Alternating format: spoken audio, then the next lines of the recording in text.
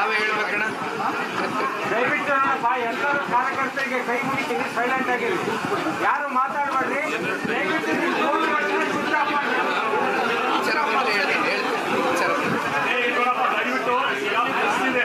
ದಯವಿಟ್ಟು ಯಾರು ಗಲಾಟೆ ಮಾಡಕ್ ಹೋಗ್ಬೇಡ್ರಿ. ದಯವಿಟ್ಟು ಯಾರು ಗಲಾಟೆ ಮಾಡಕ್ ಹೋಗ್ಬೇಡ್ರಿ. ಫೋನ್ಗಳು ಸ್ವಿಚ್ ಆಫ್ ಮಾಡ್ಕೊಳ್ರಿ. ದಯವಿಟ್ಟು ನೀವು ಹೊರಗಡೆ ಹೋಗ್ಬೇಡ. ಯಾರು ಕಾಲ್ ನಿಂತಿದ್ದಾರಲ್ಲ ಹೊರಗಡೆ ಹೋಗ್ರಿ. ಕಾರ್ಯಕರ್ತರು ರಾಜು ನರಸಿಂಹರು ಎಲ್ಲ ಕಾರ್ಯ ಹೊರಗಡೆ ಕರ್ಕೊಂಡ್ರಲ್ಲಪ್ಪ ಅಲ್ಲಿ ಒಂದು 5 ನಿಮಿಷ.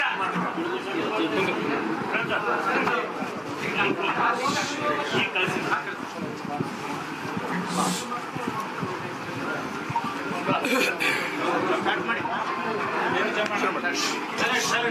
ಸ್ವಲ್ಪ ಫೋನ್ ಸೈಲೆಂಟ್ ಇಟ್ಕೊಳ್ಳಿ ಎಲ್ಲರೂ.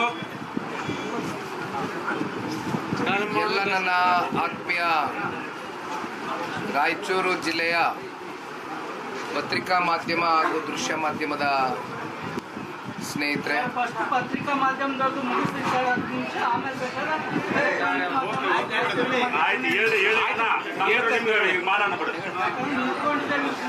ಆಯ್ತಣ್ಣ, ನೀನು ಹೇಳ್ದಂಗೆ ಆಯ್ತು. ಸರಿ ಸರಿ ಮಾಡೋಣ. ಮುಂದೆ ಮುಂದೆ ಮುಂದೆ ಮುಂದೆ ಬೇರೆ ಥರ ವ್ಯವಸ್ಥೆಗಳು ಮಾಡೋಣ.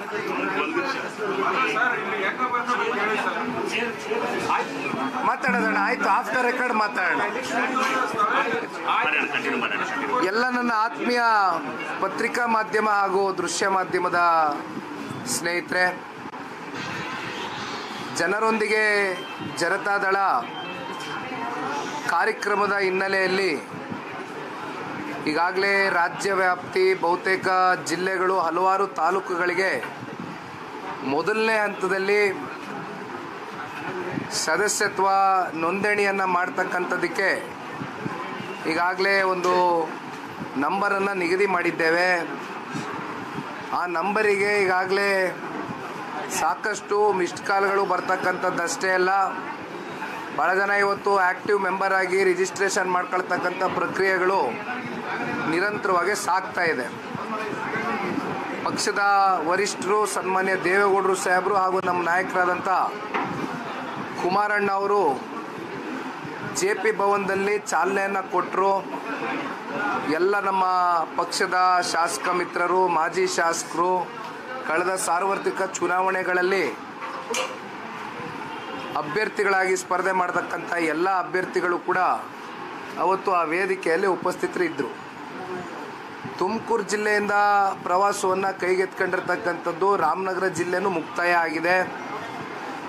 ಕಲ್ಯಾಣ ಕರ್ನಾಟಕ ಭಾಗಕ್ಕೆ ಇವತ್ತು ವಿಶೇಷವಾಗಿ ರಾಯಚೂರು ಜಿಲ್ಲೆಗೆ ಬಂದಿರತಕ್ಕಂಥದ್ದು 2 ದಿನಗಳ ಪ್ರವಾಸ. ನಿನ್ನೆಯ ದಿನ ಸಿಂಧನೂರು ಮತ್ತು ಮಾನ್ವಿ ವಿಧಾನಸಭಾ ಕ್ಷೇತ್ರಕ್ಕೆ ನಮ್ಮ ರಾಜ ವೆಂಕಟಪ್ಪ ನಾಯಕರವರು ಮತ್ತು ಹಿರಿಯರಾಗಿರ್ತಕ್ಕಂಥ ನಾಡಗೌಡರು ಸಾಹೇಬರು ಇಬ್ಬರ ನೇತೃತ್ವದಲ್ಲಿ, ಅವರ ಸಮ್ಮುಖದಲ್ಲಿ ಪಕ್ಷದ ಎಲ್ಲ ಮುಖಂಡರುಗಳು ಕಾರ್ಯಕರ್ತರನ್ನ ಭೇಟಿಯಾಗಿ ಕೆಲವೊಂದಷ್ಟು ಪಕ್ಷದ ಸಂಘಟನೆಯ ಕುರಿತು ಮಾತನಾಡ್ತಕ್ಕಂಥದ್ದಕ್ಕೆ ಒಂದು ವೇದಿಕೆಯನ್ನು ಸಜ್ಜು ಮಾಡಿದರು. ಆ ಹಿನ್ನೆಲೆಯಲ್ಲಿ ರಾತ್ರಿ 10-10:30 ಗಂಟೆವರೆಗೂ ಕೂಡ ಮಾನ್ವಿಯಲ್ಲಿ ಯಾರೂ ಕೂಡ ಪಕ್ಷದ ಮುಖಂಡರುಗಳು ಕಾರ್ಯಕರ್ತರು ಮಧ್ಯಾಹ್ನದ ವೇಳೆ 3 ಗಂಟೆಗೆ ಸಮಯ ಕೊಟ್ಟಿದ್ದರೂ ಕೂಡ ಸ್ವಲ್ಪ ರ್ಯಾಲಿ ಮಾಡ್ತಕ್ಕಂಥದ್ದು ಇವೆಲ್ಲವೂ ಕೂಡ ತಡ ಆದರೂ ಭಾಳ ತಾಳ್ಮೆಯಿಂದ ಸಮಾಧಾನವಾಗಿ ಪಕ್ಷದ ಕಾರ್ಯಕರ್ತರುಗಳು ಹೊರಚಿರ್ತಕ್ಕಂಥದ್ದು ಬಹುಶಃ ಇದು ಒಂದು ರೀತಿ ನಮ್ಮ ಪಕ್ಷಕ್ಕೆ ಮುಂದಿನ ದಿನಗಳಲ್ಲಿ ಒಂದು ಒಳ್ಳೆಯ ಬೆಳವಣಿಗೆಯ ಒಂದು ದಿಕ್ಸೂಚಿ ಅಂತಕ್ಕಂಥದ್ದು ನಾನು ಪಕ್ಷದ ಕಾರ್ಯಕರ್ತನಾಗಿ ನಂಬಿದ್ದೇನೆ. ಇವತ್ತು ಪಕ್ಷದ ವರಿಷ್ಠರು, ಮುತ್ಸದ್ದಿಗಳು, ದೇಶ ಕಂಡಂಥ ಅಪರೂಪ ನಾಯಕರಾಗಿರ್ತಕ್ಕಂಥ ಮಾಜಿ ಪ್ರಧಾನಮಂತ್ರಿಗಳು ಸನ್ಮಾನ್ಯ ಶ್ರೀ ದೇವೇಗೌಡರು ಸಾಹೇಬರು ದೇವದುರ್ಗಕ್ಕೆ ಆಗಮಿಸ್ತಾ ಇದ್ದಾರೆ. ಅವರು ಆಗಮಿಸಲಿಕ್ಕೆ ಮುಖ್ಯವಾದಂಥ ಕಾರಣ ದೇವದುರ್ಗದ ಶಾಸಕಿಯಾಗಿರ್ತಕ್ಕಂಥ ಕರಿಯಮ್ಮ ನಾಯಕರವರು ಇತ್ತೀಚೆಗೆ ಬೆಂಗಳೂರಿಗೆ ಬಂದಂಥ ಸಂದರ್ಭದಲ್ಲಿ ಕಳೆದ ಒಂದು 2-3 ತಿಂಗಳಿಂದ ನಿರಂತರವಾಗಿ ಹೇಳ್ತಾನೆ ಇದ್ದರು. ನಮ್ಮ ಕಚೇರಿಗೆ ಬಂದಾಗ ಸಾಹೇಬರು ಇದ್ದರು, ರಾಜ ವೆಂಕಟಪ್ಪ ನಾಯಕರವರು ಇದ್ದರು, ಎಲ್ಲರೂ ಇದ್ದರು. ಆ ಸಂದರ್ಭದಲ್ಲಿ ದೇವೇಗೌಡರು ಸಾಹೇಬ್ರಿಗೆ ದೂರವಾಣಿ ಮೂಲಕ ಫೋನ್ನಲ್ಲಿ ಮಾತನಾಡಿದಾಗ ಕರಿಯಮ್ಮಜಿಯವರು ಥರ ದೊಡ್ಡ ಸಾಹೇಬ್ರ ಒಂದು ಪ್ರತಿಮೆಯ ಅನಾವರಣ ಮಾಡಬೇಕು ಅಂತಕ್ಕಂಥದ್ದು ಅವ್ರ ಕೈಯಿಂದನೇ ಮಾಡಿಸ್ಬೇಕು ಅಂತಕ್ಕಂಥದ್ದು ದೇವದುರ್ಗದ ಕಾರ್ಯಕರ್ತರು, ಮುಖಂಡರು ಹಾಗೂ ಕ್ಷೇತ್ರದ ಜನತೆಯಲ್ಲೂ ಕೂಡ ಒಂದು ಬಯಕೆ ಇದೆ. ಅದಕ್ಕೆ ಕಾರಣ ಬಹುಶಃ ಅವರ ಕೃಷ್ಣ ಮೇಲ್ದಂಡೆ ಯೋಜನೆ ನಾರಾಯಣಪುರದ್ದು ಮುಖ್ಯಮಂತ್ರಿಗಳಾದಂಥ ಸಂದರ್ಭದಲ್ಲಿ ತಾವು ಹೇಳ್ದಂಗೆ ಆ ಒಂದು ಯೋಜನೆಗೆ ಚಾಲನೆಯನ್ನು ಏನು ಕೊಟ್ಟರು, ನಾರಾಯಣಪುರದ ಆ ಕಾಲುವೆಯನ್ನು ನಿರ್ಮಾಣ ಮಾಡ್ತಕ್ಕಂಥದ್ದಕ್ಕೆ ಅದರ ಮುಂದುವರೆದ ಭಾಗವಾಗಿ 1,14,000 ಹೆಕ್ಟರ್ ರಾಯಚೂರು ಜಿಲ್ಲೆಯಲ್ಲಿ ನೀರಾವರಿ ಪ್ರದೇಶವಾಗಿ ಅದನ್ನು ಕನ್ವರ್ಟ್ ಮಾಡ್ತಕ್ಕಂಥದ್ದಕ್ಕೆ ಸನ್ಮಾನ್ಯ ದೇವೇಗೌಡರು ಸಾಹೇಬರು ಈ ದೇಶದ ಪ್ರಧಾನಮಂತ್ರಿಗಳಾದಂಥ ಸಂದರ್ಭದಲ್ಲಿ 96 ಮತ್ತು 97ರಲ್ಲಿ ಆಕ್ಸಿಲರೇಟೆಡ್ ಇರಿಗೇಷನ್ ಸ್ಕೀಮ್ ಒಂದು ಪಾಲಿಸಿಯನ್ನು ಇಂಟ್ರೊಡ್ಯೂಸ್ ಮಾಡಿದ್ರು. ಅಲ್ಲಿಂದ ಇಲ್ಲಿವರೆಗೂ ಯಾವ್ಯಾವ ನಮ್ಮ ರಾಜ್ಯದಲ್ಲಿ ನೀರಾವರಿಗಳು ನೆನೆಗುದ್ದಿಗೆ ಬಿದ್ದಿತ್ತು ಅವೆಲ್ಲದಕ್ಕೂ ಕೂಡ ನಿರಂತರವಾಗಿ ಹಣ ಬರ್ತಕ್ಕಂಥದ್ದಕ್ಕೆ ಇಲ್ಲಿವರೆಗೂ ಹತ್ತತ್ರ 19,000 ಕೋಟಿ ನಿರಂತರವಾಗಿ ಈಗಲೂ ಕೂಡ ಕೇಂದ್ರ ಸರ್ಕಾರದ ಕಡೆಯಿಂದ ಆ ಒಂದು ಪಾಲಿಸಿಯನ್ನು ಏನು ಇಂಟ್ರೊಡ್ಯೂಸ್ ಮಾಡಿದ್ರು, ನಿರಂತರವಾಗಿ ನಮ್ಮ ರಾಜ್ಯದಲ್ಲಿರ್ತಕ್ಕಂಥ ಎಲ್ಲ ನೀರಾವರಿಗಳಿಗೆ ಇವತ್ತು ನೆನೆಗುದ್ದಿಗೆ ಬಿದ್ದಿರ್ತಕ್ಕಂಥದ್ದಕ್ಕೆ ಎಲ್ಲ ಒಂದು ವೇಗವನ್ನು ಕೊಟ್ಟು ಒಂದು ಚಾಲನೆಯನ್ನು ಕೊಟ್ಟಿರ್ತಕ್ಕಂಥದ್ದು ಸನ್ಮಾನ್ಯ ದೇವೇಗೌಡರು ಸಾಹೇಬರು. ಆ ಹಿನ್ನೆಲೆಯಲ್ಲಿ ಇವತ್ತು ರಾಯಚೂರು ಜಿಲ್ಲೆಯಲ್ಲಿ ಜನತಾದಳ ಪಕ್ಷ ಏನಾದರೂ ಭದ್ರವಾಗಿ ಈಗಲೂ ಕೂಡ ಜನಗಳ ಮನಸ್ಸಿನಲ್ಲಿ ಉಳಿದಿದೆ ಅಂತಕ್ಕಂಥದ್ದಾದರೆ ಅದಕ್ಕೆ ಸನ್ಮಾನ್ಯ ದೇವೇಗೌಡರು ಸಾಹೇಬರು ಮೂಲ ಕಾರಣಕರ್ತರು ಅಂತಕ್ಕಂಥದ್ದನ್ನು ಈ ಸಂದರ್ಭದಲ್ಲಿ ಯಾರೂ ಕೂಡ ಅದನ್ನು ಮರಿಲಿಕ್ಕಾಗದೇ ಇರತಕ್ಕಂಥ ಒಂದು ವಿಚಾರ ನಾವೆಲ್ಲರೂ ಸ್ಮರಿಸ್ಕೊಳ್ತೇವೆ. ಆ ಹಿನ್ನೆಲೆಯಲ್ಲಿ ಇವತ್ತು ಅವರು ಕೂಡ ಭೇಟಿಯನ್ನು ಕೊಡ್ತಾ ಇದ್ದಾರೆ. ಹಾಗಾಗಿ ಇವತ್ತು ಇಲ್ಲಿಂದ ದೇವದುರ್ಗಕ್ಕೆ ತೆರಳ್ತಾ ಇದ್ದೇವೆ. ನಮ್ಮ ಜಿಲ್ಲಾ ಮಟ್ಟದ ಎಲ್ಲ ನಾಯಕರುಗಳೆಲ್ಲ ಒಟ್ಟಾಗಿ ಹೋಗ್ತಾ ಇದ್ದೇವೆ. ಅವ್ರನ್ನ ಸ್ವಾಗತವನ್ನು ಕೋರಲಿಕ್ಕೋಸ್ಕರ ಬಹುಶಃ ಸಹಸ್ರಾರು ಸಂಖ್ಯೆಯಲ್ಲಿ ಇವತ್ತು ದೇವದುರ್ಗ ತಾಲೂಕಿನ ಪ್ರತಿಯೊಬ್ಬ ಜನಗಳು ಕೂಡ ಇವತ್ತು ಅವ್ರನ್ನ ಭಾಳ ತುಂಬ ಹೃದಯದಿಂದ ಸ್ವಾಗತ ಕೋರ್ತಕ್ಕಂಥದ್ದಕ್ಕೆ ಕಾಯ್ತಾ ಇದ್ದಾರೆ ಅಂತಕ್ಕಂಥದ್ದು. ಕರಿಯಮ್ಮನವರು ಕೂಡ ಈಗ ತಾನೇ ಬೆಳಗ್ಗೆ ಬಂದು ವಿಷಯ ತಿಳಿಸಿ ಹೋಗಿದ್ದಾರಣ. ಒಟ್ಟಾರೆಯಾಗಿ ಈ ಒಂದು ಪ್ರವಾಸ ಪಕ್ಷ ಸಂಘಟನೆ, ಪಕ್ಷವನ್ನು ಬಲವರ್ಧನೆ ಮಾಡ್ತಕ್ಕಂಥದ್ದು. ಏಕೆಂದರೆ ಬಹುತೇಕರಲ್ಲಿ ಒಂದು ಪ್ರಶ್ನೆ ಮೂಡಿದೆ, ಇನ್ನು 3 ವರ್ಷ ಇದೆ ವಿಧಾನಸಭಾ ಚುನಾವಣೆಗೆ, ಈಗಲೇ ರಾಜ್ಯ ಪ್ರವಾಸ ಮಾಡ್ತಾ ಇದ್ದಾರಲ್ಲ ಜನತಾದಳದವರು ಅಂತಕ್ಕಂಥದ್ದು. ಆದರೆ ನಮ್ಮ ಕಣ್ಮುಂದೆ ಮುಂದಿನ ದಿನಗಳಲ್ಲಿ ನಾವು ಎದುರಿಸ್ತಕ್ಕಂಥ ಸ್ಥಳೀಯ ಚುನಾವಣೆ, ಮೊದಲನೇದಾಗಿ ಡಿಸೆಂಬರ್ ತಿಂಗಳಲ್ಲಿ ನಾವು ಎದುರು ನೋಡ್ತಾ ಇರ್ತಕ್ಕಂಥದ್ದು ಕಾರ್ಯಕರ್ತರ ಚುನಾವಣೆ, ಗ್ರಾಮ ಪಂಚಾಯಿತಿ ಚುನಾವಣೆ ಏನು ಬರ್ತಾ ಇದೆ. ಜೊತೆಯಲ್ಲಿ ಈಗಾಗಲೇ ಜಿಲ್ಲಾ ಪಂಚಾಯಿತಿ, ತಾಲೂಕು ಪಂಚಾಯಿತಿ ಚುನಾವಣೆಗಳು ಭಾಳ ಸಮಯದಿಂದ ನಡಿಬೇಕಾಗಿದೆ. ಆದರೆ ಸರ್ಕಾರ ಯಾವುದೇ ರೀತಿ ಇನ್ನೂ ಮನಸ್ಸು ಮಾಡ್ತಾ ಇಲ್ಲ. ಕೋರ್ಟು ಈಗಾಗಲೇ ನೀವು ನಡೆಸಬೇಕು ಈ ಕೂಡಲೇ ಜಿಲ್ಲಾ ಪಂಚಾಯಿತಿ, ತಾಲೂಕು ಪಂಚಾಯಿತಿ ಚುನಾವಣೆಗಳನ್ನ ಅಂತಕ್ಕಂಥದ್ದು ಆಗಲೇ ಛೀಮಾರಿ ಆಗೋಗಿದೆ. ಹಾಗಾಗಿ ನೋಡೋಣ ಜಿಲ್ಲಾ ಪಂಚಾಯಿತಿ, ತಾಲೂಕು ಪಂಚಾಯಿತಿ ಸರ್ಕಾರ ಯಾವಾಗ ನಡೆಸಲಿಕ್ಕೆ ಮನಸ್ಸು ಮಾಡ್ತಾರೆ ಅಂತಕ್ಕಂಥದ್ದು. ಆದರೆ ಅದಕ್ಕಿಂತ ಪೂರ್ವದಲ್ಲಿ ಗ್ರಾಮ ಪಂಚಾಯಿತಿ ಚುನಾವಣೆ ಅಂದರೆ ಇವತ್ತು ರಾಜಕಾರಣ ಹುಡ್ತಕ್ಕಂಥದ್ದೇ ಗ್ರಾಮಗಳಲ್ಲಿ. ಹಾಗಾಗಿ ಪಂಚಾಯಿತಿ ಸದಸ್ಯರುಗಳು ಜನತಾದಳ ಪಕ್ಷದ ಬೆಂಬಲಿತ ಅಭ್ಯರ್ಥಿಗಳಾಗಿ ಏನು ಕಣಕ್ಕಿಳಿತಾರೆ ಪಂಚಾಯಿತಿ ಚುನಾವಣೆಯಲ್ಲಿ, ಅವ್ರಿಗೆ ಪಕ್ಷ ಇಡೀ ರಾಜ್ಯಾದ್ಯಂತ ಬೆನ್ತಟ್ಟಿ ಅವರಿಗೆ ಬೆಂಬಲವಾಗಿ ನಿಂತು ಅವ್ರಿಗೆ ಶಕ್ತಿಯನ್ನು ತುಂಬಿಸ್ತಕ್ಕಂಥ ಕೆಲಸ ಮಾಡಿದರೆ ಮುಂದಿನ ದಿನಗಳಲ್ಲಿ ಅವರು ಈ ಪಕ್ಷವನ್ನು ಮುಂಬರ್ತಕ್ಕಂಥ ವಿಧಾನಸಭಾ ಸಾರ್ವತ್ರಿಕ ಚುನಾವಣೆಯಲ್ಲಿ ಎಲ್ಲರೂ ಭಾಳ ಹುಮ್ಮಸ್ಸಿನಿಂದ ಓಡಾಡ್ತಾರೆ ಅಂತಕ್ಕಂಥದ್ದನ್ನು ಈ ಸಂದರ್ಭದಲ್ಲಿ ನಾವೆಲ್ಲರೂ ಅರ್ಥೈಸ್ಕೊಂಡಿದ್ದೀವಿ ಸರ್. ಜೆಡಿಎಸ್ ಬಿಜೆಪಿ ಮೈತ್ರಿ ಸ್ಥಳೀಯ ಚುನಾವಣೆಗಳಲ್ಲಿ ಇರುತ್ತಾ ಮುಂದುವರಿತದ? ಜನತಾದಳ ಪಕ್ಷ ಮತ್ತು ಭಾರತೀಯ ಜನತಾ ಪಾರ್ಟಿಯ ಸಮ್ಮಿಲನ ಏನಿದೆ, ಕಳೆದ ಲೋಕಸಭಾ ಚುನಾವಣೆಯ ಸಂದರ್ಭದಲ್ಲಿ ರಾಜ್ಯದ ಹಿತದೃಷ್ಟಿಯಿಂದ ದೇಶದ ಗೌರವಾನ್ವಿತ ಪ್ರಧಾನಮಂತ್ರಿಗಳು ಶ್ರೀ ನರೇಂದ್ರ ಮೋದಿಜಿಯವರ ಇತ್ತೀಚೆಗೆ 11 ವರ್ಷ ಅವರು ಆಡಳಿತವನ್ನು ಮಾಡಿರ್ತಕ್ಕಂಥ ಒಂದು ಪೂರೈಸಿರ್ತಕ್ಕಂಥ ದಿನ ಇತ್ತೀಚೆಗೆ ನಾವೇನು ನೋಡಿದ್ವಿ, ತಾವೆಲ್ಲ ಗಮನಿಸ್ಕೊಂಡು ಬಂದಿರ್ಬೋದಣ್ಣ. ಜಾತ್ಯತೀತ ತತ್ವ ಸಿದ್ಧಾಂತದ ಮೇಲೆ ನಮ್ಮ ಪಕ್ಷವನ್ನು ಕಟ್ಟಿದ್ದೇವೆ. ನಮ್ಮ ತತ್ವ ಸಿದ್ಧಾಂತಗಳಲ್ಲಿ ಯಾವುದೇ ಬದಲಾವಣೆಗಳಿರೋದಿಲ್ಲ. ನಾವು ಎಲ್ಲ ಸಮುದಾಯಗಳು ಸಮಾಜವನ್ನು ಒಗ್ಗೂಡಿಸಿ ನಾವು ಜೊತೆಯಲ್ಲಿ ಕರ್ಕೊಂಡು ಹೋಗ್ತೇವೆ. ಆದರೆ ದೇವೇಗೌಡರು ಸಾಹೇಬರು ಬಹುಶಃ ಇಷ್ಟು ವರ್ಷದ ದೀರ್ಘಕಾಲದ ರಾಜಕಾರಣದ ಬದುಕಿನಲ್ಲಿ ಪ್ರಪ್ರಥಮವಾಗಿ ಮನಸ್ಪೂರ್ವಕವಾಗಿ, ಏಕೆಂದರೆ ದೇವೇಗೌಡರು ಸಾಹೇಬರು ಬೆಳಗ್ಗೆ ಒಂದು, ಮಧ್ಯಾಹ್ನ ಒಂದು, ರಾತ್ರಿ ಒಂದು ತಿರುಗಿ ಪಡ್ಕೊಳ್ತಕ್ಕಂಥ ವ್ಯಕ್ತಿತ್ವ ಅಲ್ಲ. ರಾಜ್ಯದ ಜನತೆಯೂ ಕೂಡ ನೋಡಿದ್ದಾರೆ. ಅವರಲ್ಲಿ ಒಂದು ಸ್ಪಷ್ಟತೆ ಇದೆ. ಅವರ ನಿರ್ಧಾರದಲ್ಲಿ ಅತ್ಯಂತ ಸ್ಪಷ್ಟವಾಗಿ ತಗೊಂಡಿರ್ತಕ್ಕಂಥ ನಿರ್ಧಾರ. ಹಾಗಾಗಿ ಜನತಾದಳ ಇರ್ಬೋದು, BJP ಇರ್ಬೋದು, ತಾವು ಕೇಳಿದಂಥ ಪ್ರಶ್ನೆಗೆ ನಮ್ಮ ಯಾವುದೇ ಒಂದು ಮಿತ್ರತ್ವದಲ್ಲಿ ಸ್ಥಳೀಯ ಚುನಾವಣೆ ನೀವು ಪ್ರಶ್ನೆ ಮಾಡಿದ್ದೀರಣ್ಣ. ಸ್ಥಳೀಯ ಚುನಾವಣೆ ಏನಾಗ್ತದೆ, ಇದು ಕಾರ್ಯಕರ್ತರ ಚುನಾವಣೆ. ಸ್ಥಳೀಯ ಚುನಾವಣೆ ಎರಡು ಪಕ್ಷದಲ್ಲಿ ZPTP ಚುನಾವಣೆ ಬಂದಾಗ ಆಕಾಂಕ್ಷಿತರು ಜಾಸ್ತಿ ಇರ್ತಾರೆ. ಎಲ್ಲ ಕಡೆ ಇರ್ತಾರೆ, ಸರ್ವೇ ಸಾಮಾನ್ಯ ಎಲ್ಲ ಪಕ್ಷಗಳಲ್ಲೂ ಇರ್ತಾರೆ. ಹಾಗಾಗಿ ಇದು ಪಕ್ಷದ ಮುಖಂಡರುಗಳ ಜೊತೆನೂ ಕೂತು ಚರ್ಚೆ ಮಾಡಬೇಕಾಗ್ತದೆ. ಒಟ್ಟಾರೆಯಾಗಿ ಯಾವುದೇ ಇತ್ಯರ್ಥಗಳು ತೀರ್ಮಾನಗಳಾಗಬೇಕಾದ್ರೆ ದೆಹಲಿಯ ರಾಷ್ಟ್ರೀಯ ನಾಯಕರಿದ್ದಾರೆ, ನಮ್ಮ ವರಿಷ್ಠರು ದೇವೇಗೌಡರು ಸಾಹೇಬರಿದ್ದಾರೆ, ನಮ್ಮ ನಾಯಕರಂತ ಕುಮಾರಣ್ಣ ಅವರಿದ್ದಾರೆ. ಕೂತ್ಕೊಂಡು ಸೂಕ್ತವಾದಂಥ ಸಮಯದಲ್ಲಿ ಸೂಕ್ತವಾದಂಥ ನಿರ್ಧಾರ ತಗೊಳ್ತೇವೆ. ಸರ್, ಈಗ ನಿಮ್ಮ ಮೈತ್ರಿ ಪಕ್ಷ BJP ಏನಿದೆ, ಮೈತ್ರಿ ಸಿದ್ಧಾಂತನ ಪಾಲನೆ ಮಾಡ್ತಾ ಇಲ್ಲ. ಒಂದು ರಾಜ್ಯದಲ್ಲಿ ಯಾವುದೇ ಪ್ರತಿಭಟನೆಗಳಾಗಲಿ ಮಾಡೋ ಸಂದರ್ಭದಲ್ಲಿ ನಿಮ್ಮನ್ನು ವಿಶ್ವಾಸಕ್ಕೆ ತೆಗೆದುಕೊಳ್ಳದೆ ನಿಮ್ಮನ್ನು ಕಡೆಗಣಿಸುವ ಪ್ರತಿಭಟನೆ ಮಾಡ್ತಾರೆ. ಹೀಗಾಗಿ ನಿಮ್ಮ ಪಕ್ಷ ಹೆಂಗೆ ಸಂಘಟನೆ ಸರ್ಕಾರದ ವಿರುದ್ಧ ಪ್ರತಿಭಟನೆ ಮಾಡಲು ಅವ್ರು ನಿರ್ಲಕ್ಷ್ಯ ಮಾಡಿದರೆ? ನಾವು are a part of NDA. ನಾವು NDA ಅಲಯನ್ಸ್ನ ಪಾರ್ಟ್ನರ್ ಆಗಿದ್ದೇವೆ. ನಮ್ಮ ಪಕ್ಷ, ನಾವು ಒಂದು ರಾಜಕೀಯ ಪಕ್ಷವಾಗಿ ನಾವು ಕೆಲವೊಂದಷ್ಟು ಸಂದರ್ಭದಲ್ಲಿ ಪ್ರತ್ಯೇಕವಾಗಿ ಹೋರಾಟಗಳು ಕೈಗೆತ್ಕೊಳ್ಬೇಕಾಗ್ತದೆ. ಒಂದಷ್ಟು ಸಂದರ್ಭದಲ್ಲಿ ನಾವು ಕಾಯ್ಲಿಕ್ಕಾಗೋದಿಲ್ಲ ಅಥವಾ ಅವ್ರು ಕಾಯ್ಲಿಕ್ಕಾಗೋದಿಲ್ಲ. ಈ ಕೂಡಲೇ ನಾವು ರಿಯಾಕ್ಟ್ ಆಗಬೇಕಾಗ್ತದೆ. ಸಿಚುವೇಶನ್ಗಳು ಆ ರೀತಿ ನಮ್ಮ ಕಣ್ಣು ಮುಂದೆ ಕಂಡು ಬರ್ತದೆ. ಅಂಥ ಸಂದರ್ಭಗಳಲ್ಲಿ ನಾವು ಪ್ರತ್ಯೇಕವಾಗಿ ಹೋರಾಟ ಮಾಡಿರ್ತಕ್ಕಂಥದ್ದು ಸತ್ಯ. ಬಟ್ ಒಂದಂತೂ ಸತ್ಯ, ಒಂದು ತಾವೇ ನೋಡಿದ್ದೀರಿ, ರಾಜ್ಯದಲ್ಲಿ ಮೂಢ ವಿಚಾರವಾಗಿ ಒಟ್ಟಾಗೆ ಪಾದಯಾತ್ರೆಯನ್ನು ಮಾಡಿದ್ವಿ, ಪ್ರತಿಭಟನೆಯನ್ನು ಮಾಡಿದ್ವಿ, ಸರ್ಕಾರದ ವಿರುದ್ಧವಾಗಿ ಧ್ವನಿಯನ್ನು ಎತ್ತಿದ್ವಿ. ಅದರ ಮುಂದುವರೆದ ಭಾಗವಾಗಿ ವಿಧಾನಸೌಧದಲ್ಲೂ ಕೂಡ ನಾವು ಒಟ್ಟಾಗೆ ಇದ್ದೇವೆ. ನಾವು ಅಲ್ಲಿ ಯಾವುದೇ ರೀತಿ ನಮ್ಮಲ್ಲಿ ಯಾವುದೇ ಅಪಸ್ವರಗಳಾಗಲಿ ಅಸಮಾಧಾನಗಳಾಗಲಿ ಇದು ಯಾವುದೇ ರೀತಿ ಎಡೆ ಮಾಡಿಕೊಡ್ತಕ್ಕಂಥ ಪ್ರಶ್ನೆನೇ ಇಲ್ಲ.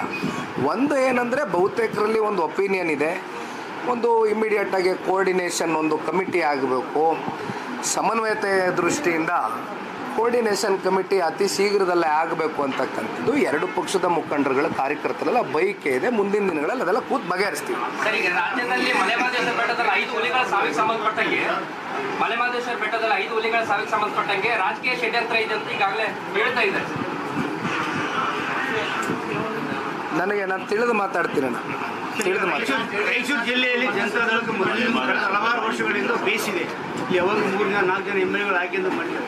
ಆದರೆ ಟಿಕೆಟ್ ಹಂಚಿಕೆಯಲ್ಲಿ ಆದಂಥ ತಾರತಮ್ಯಗಳು ಮತ್ತು ಸರ್ಕಾರ ಇಲ್ಲ ಸಂದರ್ಭದಲ್ಲಿ ಪಕ್ಷದ ಸಂಘಟನೆ ಮಾಡ್ತಕ್ಕಂಥ ನಿರ್ಲಕ್ಷ್ಯದಿಂದಾಗಿ ರಾಯಚೂರು ಜಿಲ್ಲೆಯಲ್ಲಿ ಜನತಾದಳ ಅಷ್ಟೊಂದು ಪ್ರಾಬಲ್ಯ ಆಗ್ತಾ ಇಲ್ಲ. ಮತದಾರರು ನಿಮ್ಮ ಪರವಾಗಿದ್ದರೂ ನೀವು ಅದನ್ನು ಎನ್ಗೇಜ್ ಮಾಡ್ಕೊಂಡು ಆಗ್ತಿರೋ ಒಂದು ಭಾವನೆ ಇದೆ.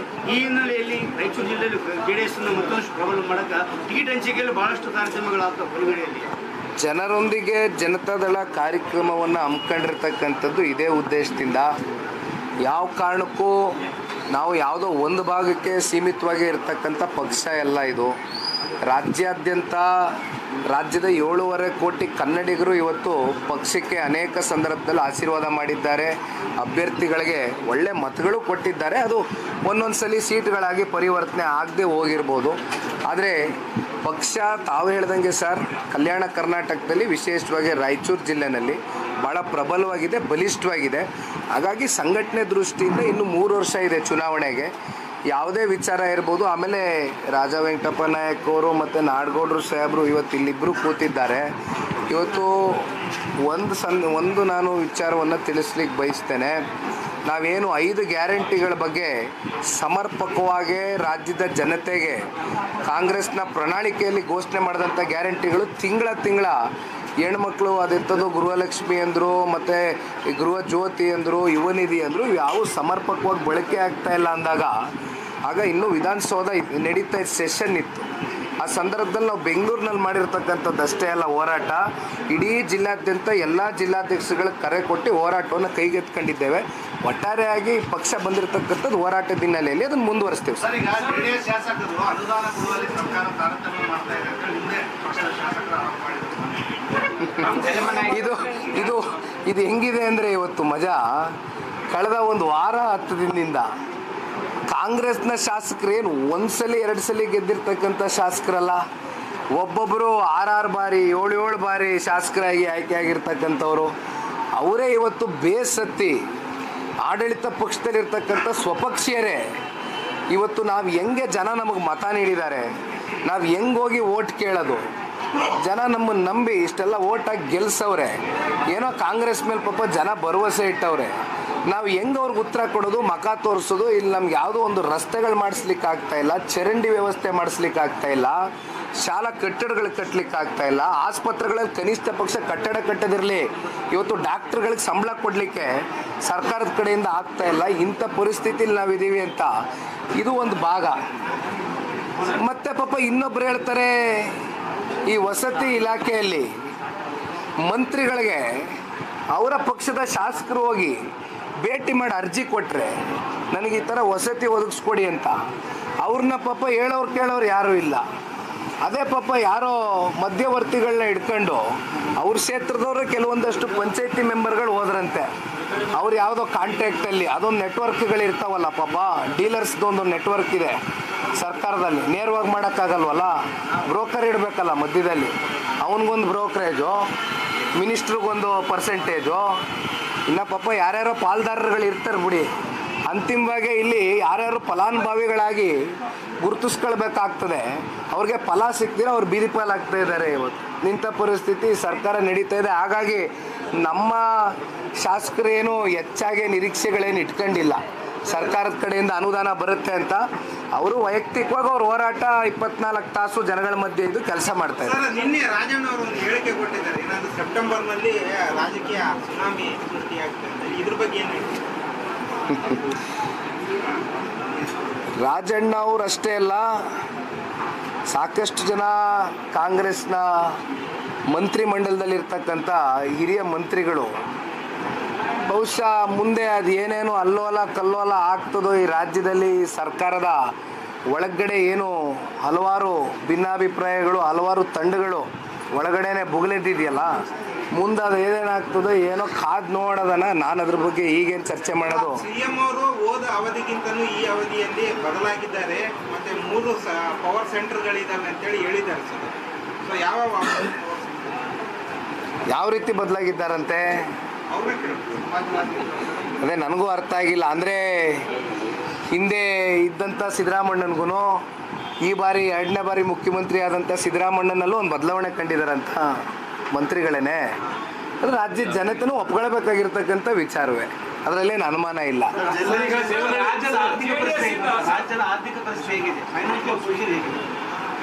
ಈಗ ಇತ್ತೀಚೆಗಷ್ಟೇ ಸನ್ಮಾನ್ಯ ಈ ರಾಜ್ಯದ ಮುಖ್ಯಮಂತ್ರಿಗಳು, ಆರ್ಥಿಕ ಸಚಿವರು, ಆರ್ಥಿಕ ತಜ್ಞರು ಸಿದ್ದರಾಮಣ್ಣ ಅವರು 4.5 ಲಕ್ಷ ಕೋಟಿ ದೊಡ್ಡ ಗಾತ್ರದ ಬಡ್ಜೆಟನ್ನು ಕೊಟ್ಟಿದ್ದೇನೆ ಅಂತಕ್ಕಂಥದ್ದು ಹೇಳಿದರು. ಬಡ್ಜೆಟ್ ಏನೋ ಕೊಟ್ಟಿದ್ದೀರ ಸರಿ, ದೊಡ್ಡ ಗಾತ್ರದ ಬಡ್ಜೆಟ್ ಕೊಡಲಿಕ್ಕೆ ನಮ್ಮ ರಾಜ್ಯದ ಜನರ ಸಂಪತ್ತಿನ ಹಣ ಜೊತೆಗೆ ನಮ್ಮ ರಾಜ್ಯ ಇವತ್ತು ಭಾಳ ಸಮೃದ್ಧವಾಗಿರ್ತಕ್ಕಂಥ ರಾಜ್ಯ. ಆ ನಿಟ್ಟಿನಲ್ಲಿ 4.5 ಲಕ್ಷ ಕೋಟಿ ಬಡ್ಜೆಟನ್ನು ಕೊಟ್ಟಿರ್ಬೋದು. ಬಟ್ ಸಾಲ ಎಷ್ಟಾಗಿದೆ, ಸಾಲ ಎಷ್ಟು ಮಾಡಿದ್ದಾರೆ? ಗ್ಯಾರಂಟಿಗಳಿಗೆ ಇವರು ಪ್ರತಿ ವರ್ಷ 55,000 ಕೋಟಿ ಹಣಕಾಸನ್ನು ಹೊಂದಿಸ್ಬೇಕಾಗ್ತದೆ. ಗ್ಯಾರಂಟಿಗಳಿಗೆ ಅವರು ಕೊಡ್ಲಿಕ್ಕೆ ದುಡ್ಡಿಲ್ಲ. ಅಭಿವೃದ್ಧಿ ಅಂತಕ್ಕಂಥದ್ದು ನೀವು ಕೇಳೋದೇ ಬೇಡ. ಇತ್ತೀಚೆಗೆ ಮಾನ್ಯ ಮುಖ್ಯಮಂತ್ರಿಗಳು ಬಂದರು, ಯಾದಗಿರಿನಲ್ಲಿ ಓಪನ್ ಸಭೆಯಲ್ಲಿ ಸಮಾವೇಶದಲ್ಲಿ 13,000 ಕೋಟಿ ಕೊಟ್ಟಿದ್ದೀನಿ ಅಂದರು. KKRDB ಕಡೆಯಿಂದ, ಕ್ರಿಯಾ ಯೋಜನೆ ಕಡೆಯಿಂದ 13,000 ಕೋಟಿ ಕೊಟ್ಟಿದ್ದೀನಿ ಅಂದರು. 13,000 ಕೋಟಿ ಕೊಟ್ಟಿದ್ರೆ ಅದಕ್ಕೆ ಒಂದು ವೈಟ್ ಪೇಪರಲ್ಲಿ ಇವತ್ತೇನಾದ್ರೂ ಅದನ್ನು ಹೊರಡಿಸ್ಲಿಕ್ಕೆ ಸಾಧ್ಯವಾ? ಎಲ್ಲೋಗಿದೆ 13,000 ಕೋಟಿ? ಯಾವ 13,000 ಕೋಟಿ? ಎಷ್ಟು ಸಾವಿರ ಕೋಟಿ? ಹೊರಡಿಸಿ ಒಂದು ಶ್ವೇತಪತ್ರ ನಿಮ್ಮ ಹತ್ರ ಇರಬೇಕಲ್ವಾ? ಎಲ್ಲಿ ಯಾವ ರಸ್ತೆ ಅಭಿವೃದ್ಧಿ ಕೊಟ್ಟಿದ್ದೀರಿ? ಅದೆಂಥದ್ದು ಆಸ್ಪತ್ರೆ ಕಟ್ತೀನಿ, ಆಸ್ಪತ್ರೆ ನಿರ್ಮಾಣ ಮಾಡ್ತೀನಿ ಅಂತ ರಾಯಚೂರಲ್ಲಿ ಭಾಷಣೆ ಮಾಡಿದ್ದಾರೆ. ನಾನು ಈಗ ತಾನು ಹೇಳಿದ್ನಲ್ಲ, ಡಾಕ್ಟ್ರುಗಳಿಗೆ, ನೌಕರರಿಗೆ ಇವತ್ತು ಕೊಡ್ಲಿಕ್ಕೆ ಸಂಬಳ ಎಲ್ಲ ಇವತ್ತು ಸರ್ಕಾರಿ ನೌಕರರುಗಳೇ ಆ ಪರಿಸ್ಥಿತಿ ಇದೆ ಇವತ್ತು. ಟ್ಯಾಕ್ಸಸ್ ಎಲ್ಲ ಬರ್ತಾ ಇಲ್ಲ, ಟ್ಯಾಕ್ಸಸ್ ಬರ್ತಾ ಇಲ್ಲ, ಏನಾಗ್ತದೆ? ನನಗೇನು ಗೊತ್ತಣ್ಣ, ಸರ್ಕಾರ ನಡೆಸ್ತಾ ಇರೋರು ಅವರು, ಮುಖ್ಯಮಂತ್ರಿಗಳು ಹೇಳಬೇಕು. ಇದು ಕೇಂದ್ರ ಸರ್ಕಾರದ ಮೇಲೆ ಸುಳ್ಳು ಹೇಳ್ತಕ್ಕಂಥದ್ದು, ಆಪಾದನೆ ಮಾಡ್ತಕ್ಕಂಥದ್ದು ಬೇಡ.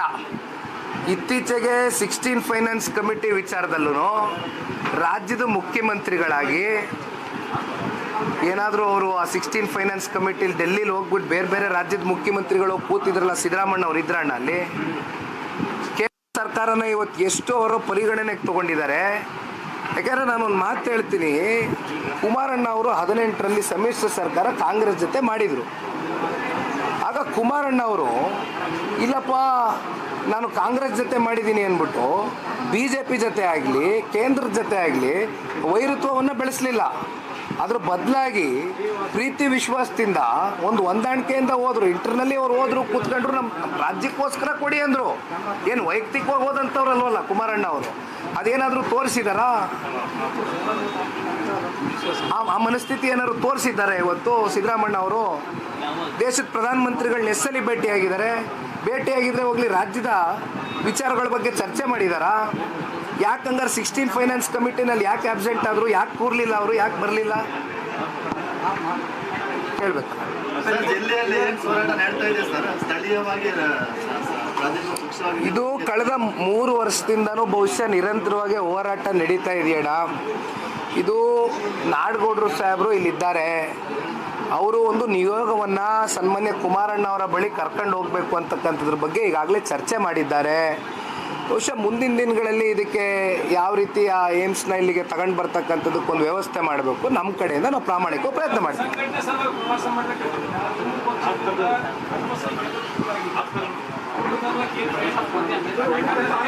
ನಾವು ಯಾರನ್ನೂ ದೂರ ಮಾಡಿಲ್ಲಣ್ಣ. ಬಿಜೆಪಿ ಜೊತೆಗೆ ಸೇರಿಕೆ ದೂರ ಆಗಿದ್ದಾರೆ. ನಮ್ಮದು ಜಾತ್ಯತೀತ ಮನಸ್ಥಿತಿ. ನಾವಂತೂ ಯಾರನ್ನೂ ದೂರ ಮಾಡಲ್ಲ. ಜೊತೆಯಲ್ಲಿ ನಾವು BJP ಜೊತೆ ಕೈ ಜೋಡಿಸಿರ್ಬೋದು, ಆದರೆ ನಮ್ಮ ತತ್ವ ಸಿದ್ಧಾಂತ ನಾವು ಮಾರಾಟಕ್ಕಿಟ್ಟಿಲ್ಲ. ತಗೊಳ್ಳೋಣ, ವಿಶ್ವಾಸಕ್ಕೆ ತಗೊಳ್ಳೋಣ, ಸಮಯ ಬರುತ್ತೆ. ಕುಮಾರಸ್ವಾಮಿ ಕೇಂದ್ರ ಮಂತ್ರಿಯಾಗಿ ಕರ್ನಾಟಕ ಏನು ಮಾಡಿಲ್ಲ ಅಂತ ವಿರೋಧ ಪಕ್ಷ ಆರೋಪ ಮಾಡ್ತಾರೆ. ಅಯ್ಯೋ ರಾಮ, ಈಗ ಇಲ್ಲಿ ನಿಮಗೆ ಜೋಳದ್ದು ಕತೆ ಏನಾಗಿದೆಯಣ್ಣ? ಏನಾಗಿದೆ? ಖರೀದಿ ಕೇಂದ್ರ ಓಪನ್ ಮಾಡಿದಾರಾ? ಎಷ್ಟು ಖರೀದಿ ಮಾಡಿದ್ದಾರೆ ಜೋಳ? ಓಲಿ ಒಂದು ಟ್ರಾನ್ಸ್ಪೋರ್ಟ್ ಆಗಲಿ, ಒಂದು ಗೋಡೌನ್ ಆಗಲಿ ಏನಾದರೂ ಕಟ್ಟಿ ಒಂದು ವ್ಯವಸ್ಥೆ ಮಾಡಿದಾರಾ?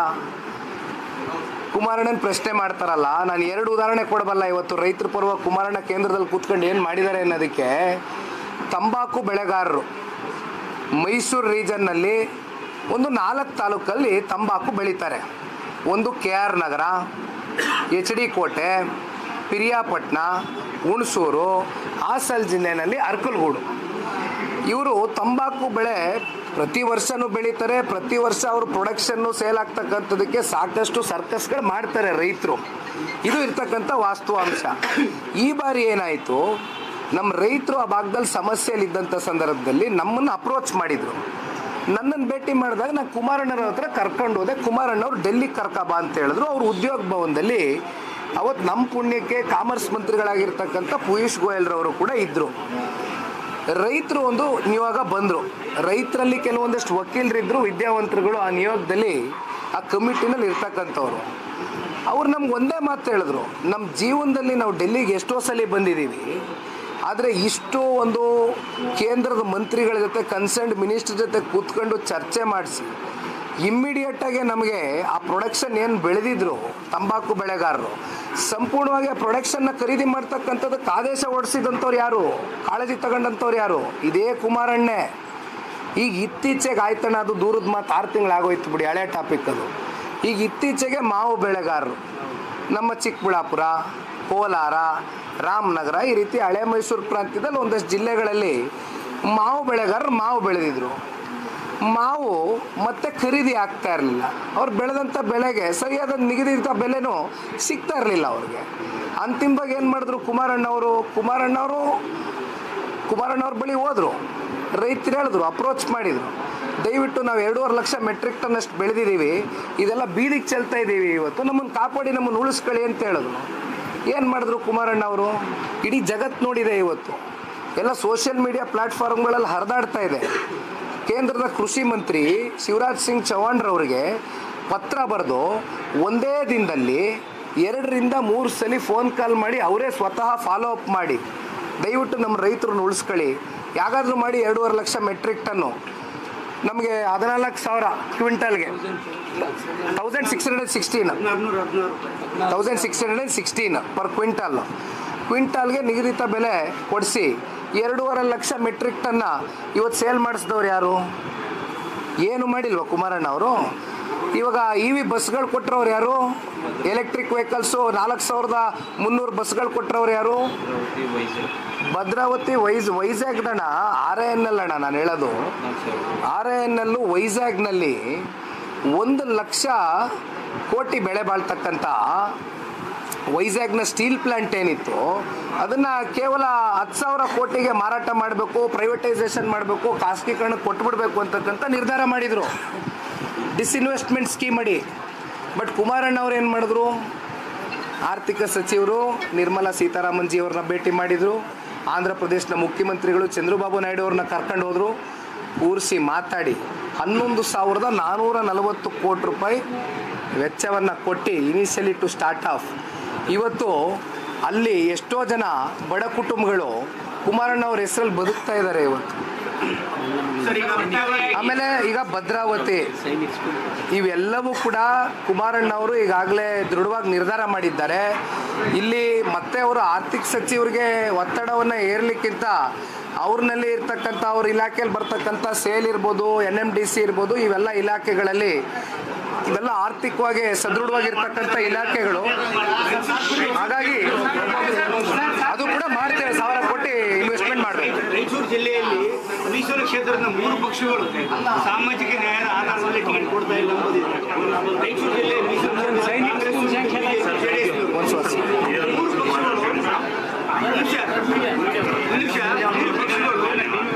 ಇದಾಗಿಲ್ವಾ ನಿಮ್ಮದು? ಅಣ್ಣ ಲೇಟ್ ಆಗ್ಬಿಡುತ್ತೆ ಹೇಳ. ರಾಯಚೂರಿನಲ್ಲಿ ಕ್ಷೇತ್ರ ಇದೆ, 3 ಪಕ್ಷಗಳು ಸಾಮಾಜಿಕ ನ್ಯಾಯ ಪರಿಶಿಷ್ಟ ಜಾತಿಗೆ ಮೀಸಲಿರ್ತಕ್ಕಂಥದ್ದೇ ಬೇರೆ ಜಾತಿಯವರಿಗೆ ಟಿಕೆಟ್ ಕೊಡ್ತಿದ್ದಾರೆ, 3 ಪಕ್ಷಗಳು ಮಾಡ್ತಾರೆ. ಆದರೆ ಜಾತ್ಯತೀತ ತತ್ವವನ್ನು ಅಳವಡಿಸಿದರೆ 3 ಪಕ್ಷನ ಅದನ್ನೇ ಅನುಸರಿಸುತ್ತೆ. ಈ ಬಾರಿ ಅಂದ್ರೆ ಚೇಂಜ್ ಮಾಡ್ತಾರ ಅಣ್ಣ, ಅದೆಲ್ಲ ಪಕ್ಷದ ವರಿಷ್ಠ ತೀರ್ಮಾನ ಮಾಡ್ತಾರಣ್ಣ. ನಾವು ಎಲ್ಲ ಜಾತಿ ಸಮುದಾಯ ವರ್ಗಕ್ಕೂ ಅವಕಾಶ ಮಾಡಿಕೊಡ್ತೀವಿ, ಮೀಸಲು ಕ್ಷೇತ್ರ ಆಗಿರೋದ್ರಿಂದ ಚರ್ಚೆ ಮಾತಾಡ್ತೀವಿ.